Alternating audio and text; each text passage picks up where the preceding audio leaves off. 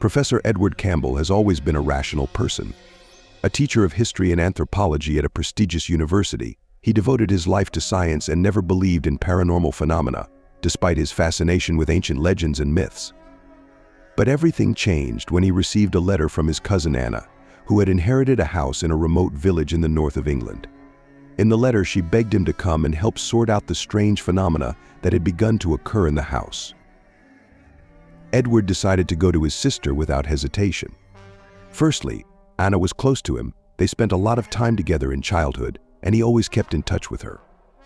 Secondly, he was interested in those very phenomena after all. He was an anthropologist and knew how people perceive and interpret strange things. When Edward arrived in the village, the first thing that surprised him was the silence. The locals clearly avoided looking at him, some even abruptly crossed to the other side of the street. The house that Anna inherited was located on the very edge of the village, near a dense forest that seemed to stretch its long branches to reach the windows of the house. It was built more than 2 centuries ago and over time had become imbued with a gloomy atmosphere. At the sight of it, the thought flashed through Edward's mind that there really could be some dark history lurking here. Anna met him at the door with noticeable relief. Her face was drawn, her eyes were red, as if she had not slept for several nights in a row. She could not really explain what was troubling her, but she admitted that every night there were rustlings and footsteps in the house, and strange shadows appeared on the walls that moved despite the motionless light. Edward assured her that there was a rational explanation for everything.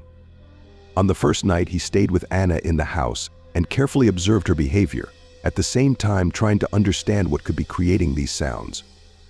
However, the night turned out to be restless.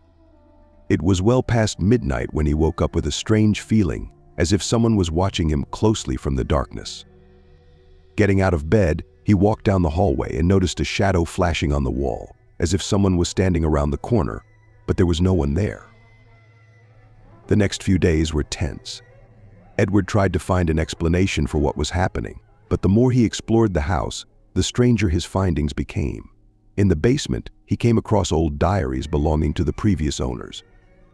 One of them, dating back to the late 19th century, said that the house was built on the site of an ancient sanctuary where rituals were once held to appease the shadow.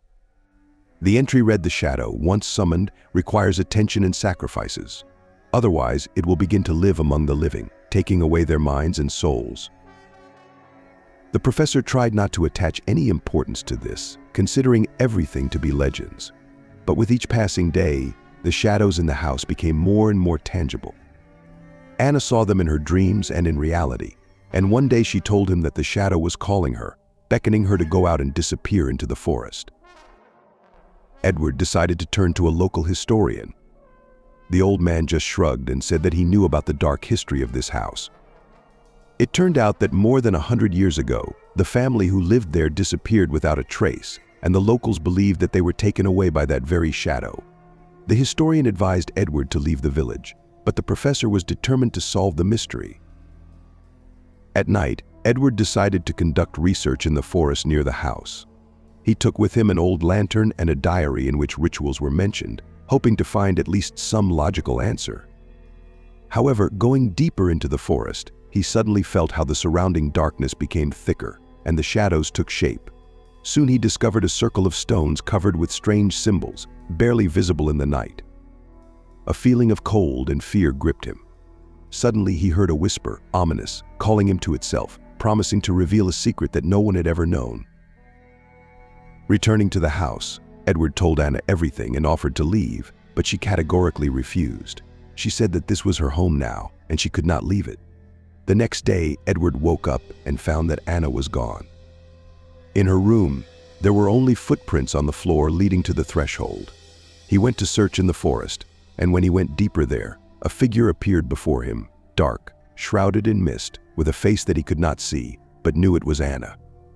She stood in the center of the stone circle, as if woven into it, without making a sound. Only her eyes, cold and passionless, looked straight into his soul. Edward fled the village that same day, without looking back. Returning to the city, he tried to forget everything he had seen. But the shadows did not leave him at night. He saw Anna's figure standing in his room and heard her voice calling him to return.